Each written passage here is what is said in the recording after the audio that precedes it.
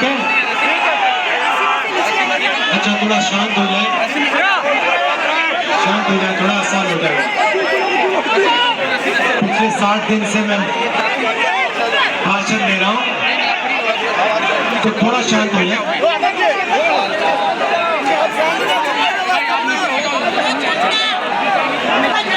एक साल पहले हमने भारत छोड़ो यात्रा की, कन्याकुमारी से कश्मीर चले, और उसमें हमारी सोच थी कि जो नफरत देश में फैलाई जा रही है उसके खिलाफ कोई ना कोई एक्शन लेना पड़ेगा। और इसीलिए भैया पुलिस वाले धक्का मत दीजिए ना।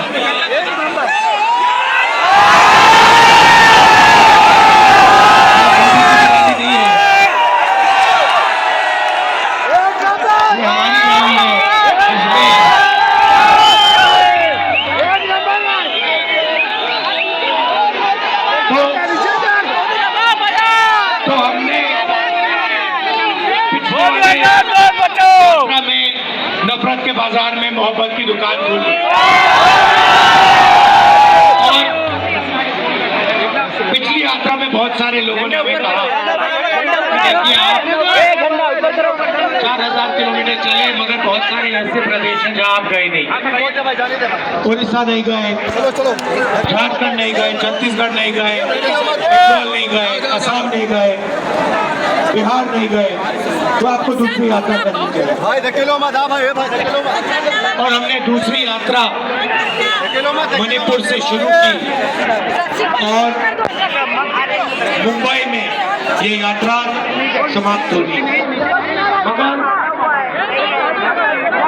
ये यात्रा मुंबई में नहीं समाप्त होगी, ये यात्रा धारावी में समाप्त होगी।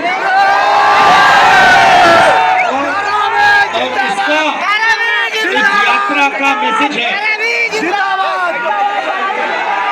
नहीं सुनो, मैं आपसे सुपरफिशियल बात नहीं करता हूँ, मैं गहरी बात करने आया हूँ आपसे। देखिए, ये जो धारावी है ये हिंदुस्तान का हुनर का कैपिटल है।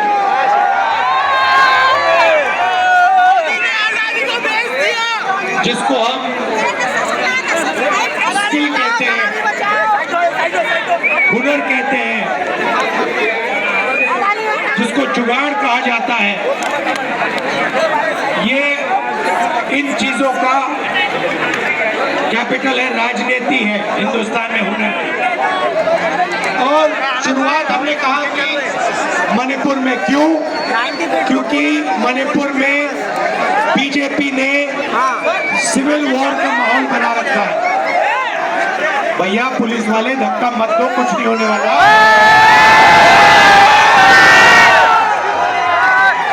और भैया ऐसी शक्ति से धक्का दोगे तो आपको परे कर देंगे लोग, तो रिलैक्स रहो, कुछ नहीं होने वाला। तो हुनर का कैपिटल है यहाँ पे। लड़ाई हिंदुस्तान में, लड़ाई हुनर और दलालों के बीच में है,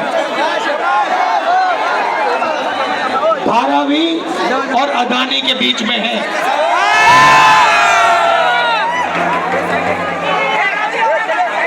और इसीलिए यात्रा में हमने न्याय शब्द जोड़ दिया। अब पूरे हिंदुस्तान में गरीबों के साथ अन्याय हो रहा है, किसानों के साथ अन्याय हो रहा है, मजदूरों के साथ अन्याय हो रहा है। जहां भी हम देखें वही 2-3 नाम दिखाई देते हैं, अदानी अंबानी, अदानी अंबानी, अदानी अंबानी। ये धारावी जो है ये जमीन आपकी है, आपकी मेहनत की जमीन है। अब ये जमीन वही दलाल लोग आपसे छीनने की कोशिश कर रहे हैं। और अदानी के पीछे देश का प्रधानमंत्री है, अदानी अकेला नहीं खड़ा है, अदानी के पीछे देश का प्रधानमंत्री खड़ा है, सॉरी, देश का प्रधानमंत्री खड़ा है, उसके पास ईडी, सीबीआई, इनकम टैक्स, चंदा मामा, ये उनके पीछे शक्ति खड़ी हुई है। क्या ये इन्फोर्समेंट डायरेक्टरेट नहीं है, ये एक्सटॉर्शन डायरेक्टरेट है। आपने देखा होगा, कल मैंने प्रेस कॉन्फ्रेंस किया, देखा आपने, दुनिया का सबसे बड़ा एक्सटॉर्शन रैकेट हिंदुस्तान की सरकार चला रही है। हजारों करोड़ रुपए नरेंद्र मोदी की पार्टी को बॉन्ड्स में दिए गए। क्यों दिए गए? 3 कारण हैं, 3 तरीके हैं। सबसे पहला, कंपनी के पास बीजेपी के लोग जाते हैं,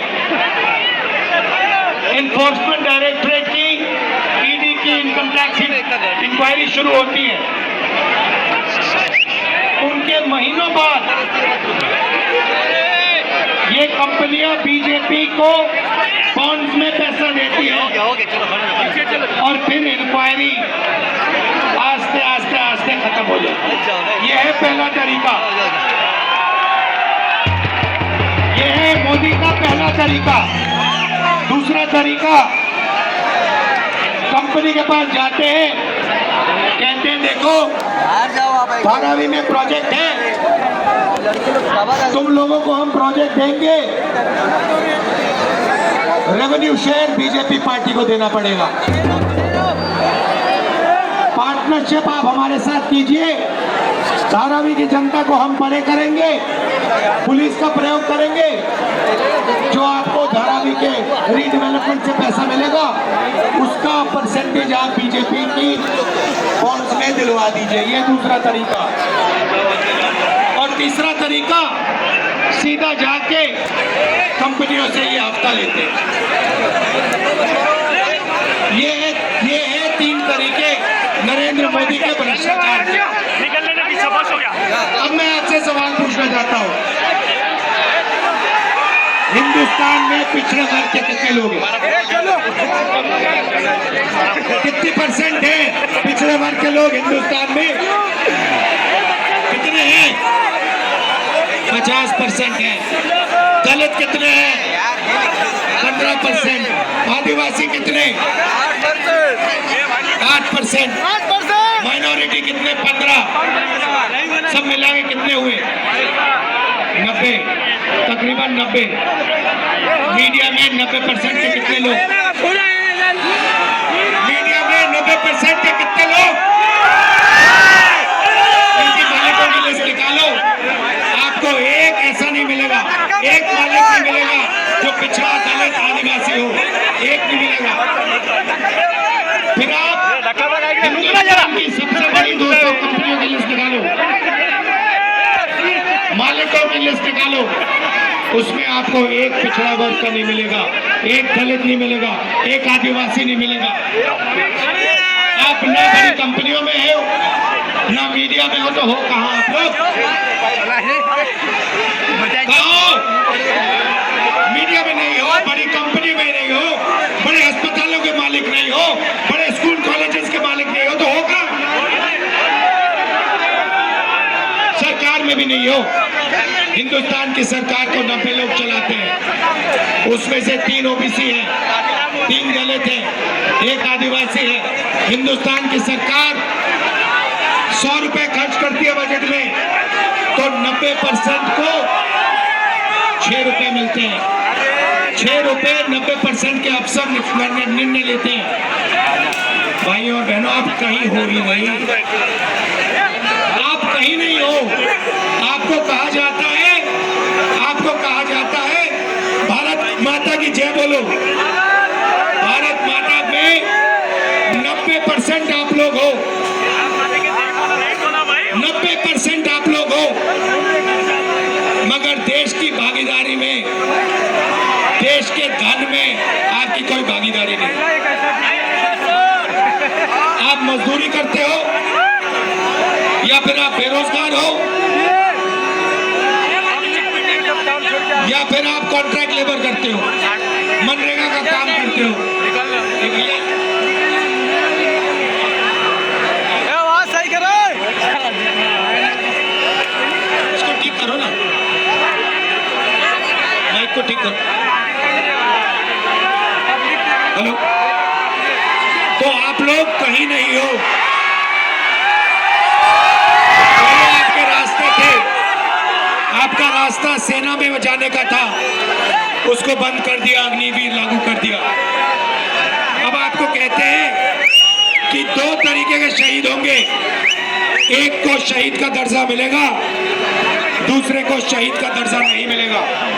चाइना के सैनिक 5 साल ट्रेनिंग करेंगे, हमारा अग्निवीर 6 महीने ट्रेनिंग करेगा, और जब अग्निवीर शहीद होगा उसे ना पेंशन मिलेगी, ना उसे शहीद का दर्जा मिलेगा। उसे कहा जाएगा आप मर गए मगर आप शहीद नहीं हो। पब्लिक सेक्टर को ये एक के बाद एक बेच रहे हैं, किसके हाथ में दे रहे हैं? उन्हीं अदानी अंबानी के हाथ में दे रहे हैं। हाँ, तो यही बात हो रही है। मैं आपसे सिर्फ ये कह रहा हूं, आप जग जाओ। आपको लूटा जा रहा है, 24 घंटे आपको लूटा जा रहा है। मैनिफेस्टो में हमने क्रांतिकारी काम करना है। पहला काम जाति जनगणना, इससे सबकी गिनती हो जाएगी, सबको पता लग जाएगा किसकी कितनी आबादी। उसके बाद इकोनॉमिक सर्वे होगा, फाइनेंशियल सर्वे होगा, हिंदुस्तान की सब संस्थाओं का सर्वे होगा, सबको पता लग जाएगा हिंदुस्तान के धन में किसकी कितनी भागीदारी है। दूसरा कदम, 1 लाख रुपए हिंदुस्तान की हर गरीब महिला को हमारी सरकार देने जा रही है। ये 16 लाख करोड़ रुपए इन्होंने 20 लोगों 25 लोगों का कर्जा माफ किया है। ये हर रोज अरबपतियों को धन देते रहते हैं, बांटते रहते हैं। इसीलिए हम हिंदुस्तान की गरीब महिलाओं को 1 लाख रुपया साल का, 8,400 रुपए महीने का देने जा रहे हैं। आखिरी बात मैं आपसे कहना चाहता हूं, देखिए ये धारावी आपका है, ये आपका है और ये आपका रहना चाहिए।